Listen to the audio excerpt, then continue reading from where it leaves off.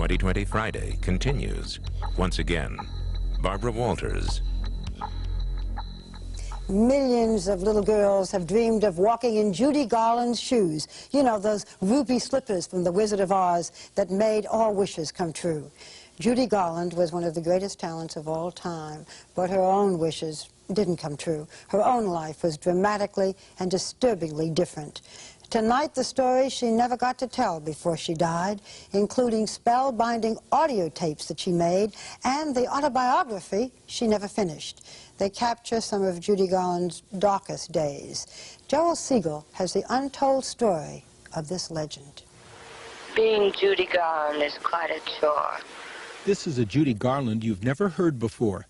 I want my money. I want it right now. A Judy Garland no one has ever heard before. She recorded these tapes to help write an autobiography she'd never finish. Every silver was in a store for me. I better get it up. These weren't delusions. She was broke when she recorded this, and not movie star down to my last Rolls Royce broke, homeless broke. No money to buy food broke. That's why I'm supposed to be a legend, Judy Garland. All right, then read about it. Read the truth, though. And believe me, the way you believed me when I sang all the songs. Well, now I'm talking, and listen to me, for goodness sake. Daughter Lorna Luft was one of the few who did listen, but she was too young to be able to do much about it. I'm quoting from Lorna's book, Me and My Shadows. I wasn't much more than 12, but it was up to me to take care of Mama and Joey. We'd start running out of food and money regularly. My life was sort of like this beautiful, beautiful ball of yarn that started to unravel, and nobody knew what to do.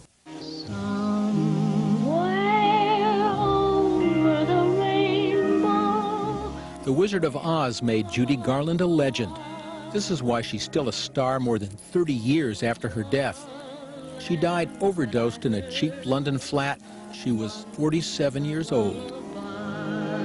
What's unique about this telling of the Judy Garland legend is that much of it's told in her own voice, from the tapes she recorded.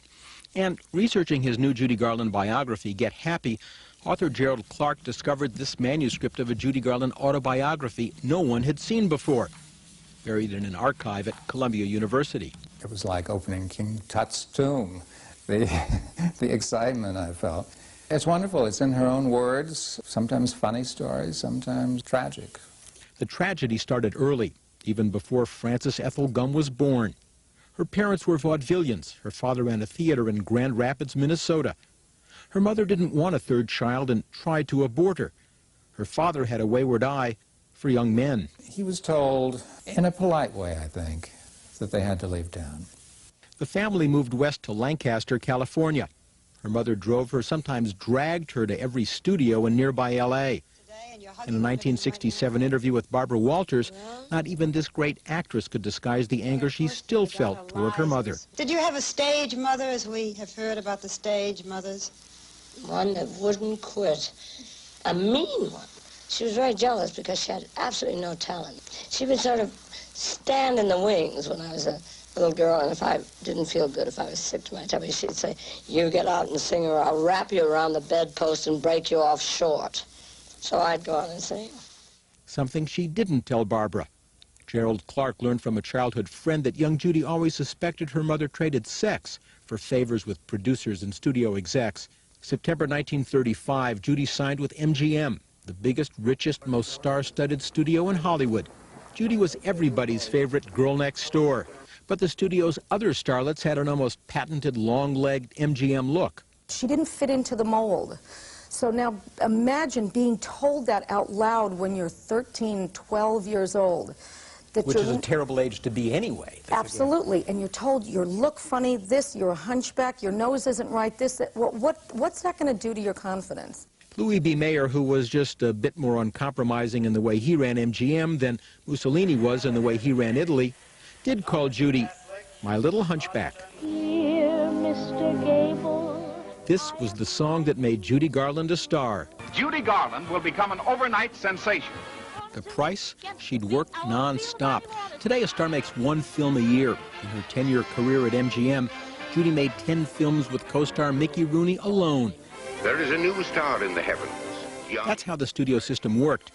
When she made The Wizard of Oz, Judy Garland was paid $500 a week. The only named player paid less, the Cairn Terrier who played Toto. He got $125, and he didn't have to fend off Mr. Mayor. Judy Garland's own words. He'd say, "This girl is great, and the reason is that she sings from the heart." And with that, he'd always find my left breast with his hand. I often thought I was lucky that I didn't sing with another part of my anatomy.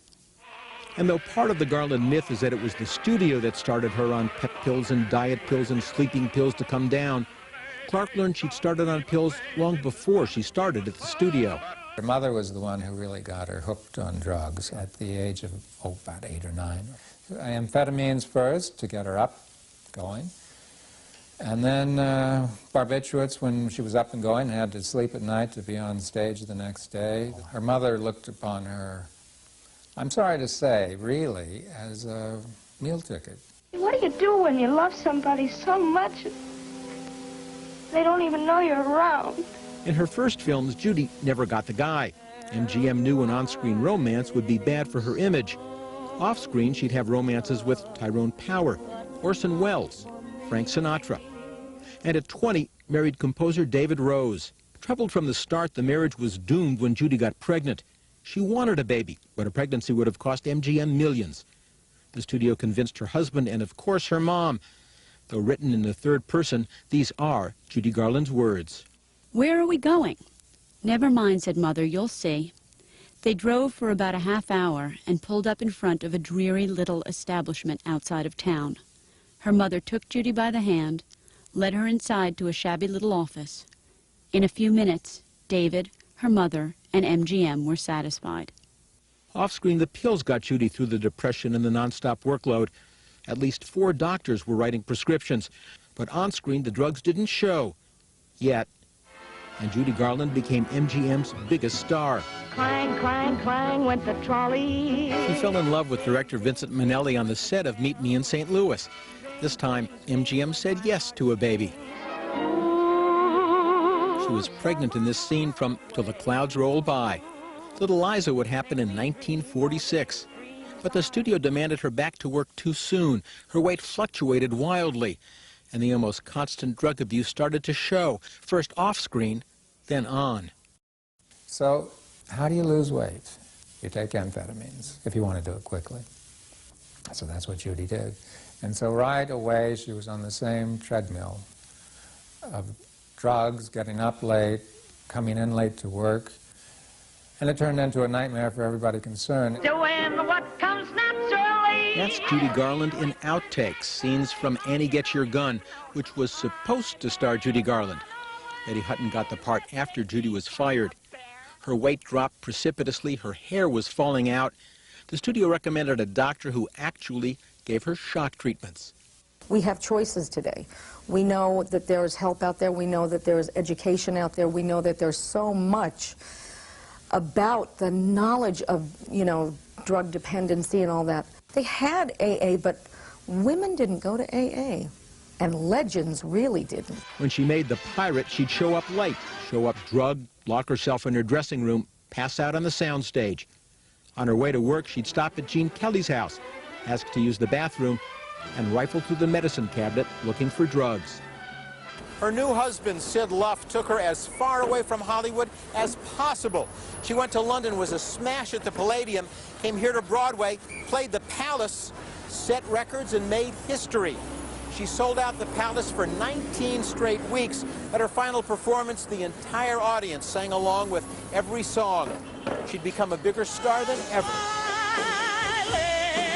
These are home movies, some never seen before, of Judy Garland's greatest triumph, 1961, Judy Garland at Carnegie Hall.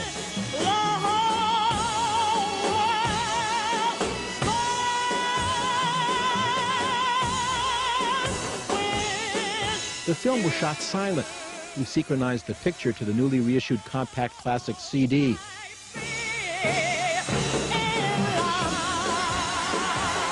It's still magic.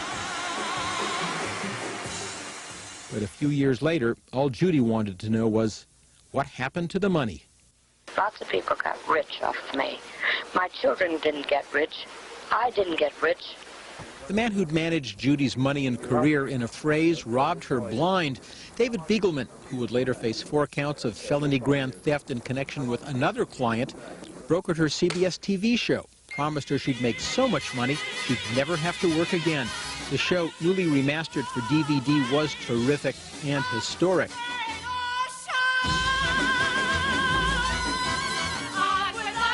divas.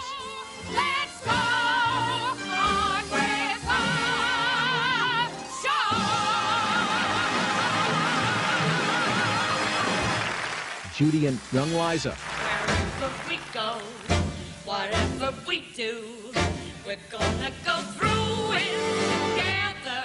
Judy and even younger Joey and Lorna Love. Come on in. Gee, that was really our living room. Where were you? Skinny my little legs were. Oh. Consider yourself at home. Clark writes when an independent audit showed Beagleman had stolen $200,000 from her, Judy said, "Sweep it under the rug. I'm going to make $20 million from this show." She never made a nickel. When the producers of the Jack Parr show gave her a car as a thank you, Beagleman kept the car for himself. Judy had to buy her own car, and she couldn't afford it. There were times she couldn't afford food. When you would run out of food, and you were a 12-year-old kid, what would you do? You do whatever you can to help. And it was frightening, because at this point in my life, Mama was sick, and it was devastating because I didn't know what to do. Judy Garland, barely into her 40s, looked 20 years older. She'd marry a 4th time, Mark Herron. To Australia the 1st time. Interviews in Sydney went beautifully. These have never been broadcast on American TV. You work so hard that you become ill sometimes. You have been ill in the past. Oh, no, I haven't been ill for 108 years. Then the pills kicked in. She OD'd just before her Melbourne concert. Groggy, late, incoherent, the crowd rioted. And 1 year later, one more new low. Judy Garland was singing at a New York City gay bar called 3. Her salary, $100 a night. But now Judy Garland's on the road again, in an electronic duet with her daughter, in Lorna's stage show, Songs My Mother Taught Me. It's interesting. I've spoken to Natalie Cole about it, and it takes you a long time. It takes you a long time to become not only comfortable, but to become at peace with the ghost, to become friends with the ghost, to embrace what she left me. The end of her life. You read about it, it's just unimaginable. Yeah. And I loved her. And so... Is there one image of your mother that you really want to carry with you? I think if there was one image, it would be of her laughing, because she had a great laugh. And that's an image that I always hold in my head about her. Joel Siegel is with us here. Now, Joel, that was so revealing, but to me, not terribly surprising. I remember seeing her at the Palace, and she was so wonderful, and I remember our interview. I never saw her perform, never got to meet her. What was she like? What was that interview like? First of all, she kept me waiting more than 4 hours, and I almost walked out. But, you know, it was Judy Garland. And then when she came out, when Lorna talked about how funny she was adorable, and I remember the laughter. She wore Lorna's dress. She didn't have a dress of her own, and she was very tiny, and I think Lorna must have been about 14. And I remember she was worried about paying for the hotel suite because she was performing. Someone else was paying for it. What would she do when they no longer were? It is so clear to me, and you brought it all back. Those ads, what becomes a legend most, do you remember those? Yeah. I'm not sure what does, but it's got to be a better life than the life she had. But her fame will live on in every film. But what a, as you said, what a sad life, what a sad death. Thank you, Joe.